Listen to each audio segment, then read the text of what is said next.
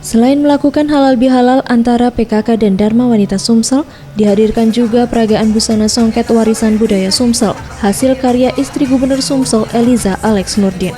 Ada 5 busana yang diperagakan oleh model, di antaranya pakaian casual berbahan songket yang dikemas secara modern dan inspiratif. Menurut Eliza Alex Nurdin, penasehat Dharma Wanita Sumsel, dipilihnya kain songket ini untuk mempromosikan kain khas Sumsel di mata dunia dan menjadikan songket sebagai trend center, bukan hanya sebagai pakaian yang digunakan sebagai pakaian adat. Dengan dikenalnya songket ini di mata dunia, tentunya akan berdampak dengan naiknya permintaan pasar dan dapat meningkatkan penghasilan para penenun dan pengusaha songket. Lalu ingin mensosialisasikan bahwa songket ini tidak hanya dipakai untuk keperluan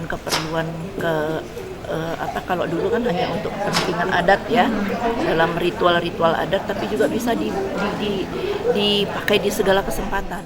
Ia menambahkan, pemerintah Provinsi Sumsel berusaha memecahkan rekor muri dalam hal peragaan busana, yaitu dengan menampilkan peragaan busana dengan 44 motif dan corak pengembangan songket dalam satu busana. Dan rencananya pemecahan rekor muri ini dilaksanakan pada bulan Oktober 2015 mendatang di Palembang.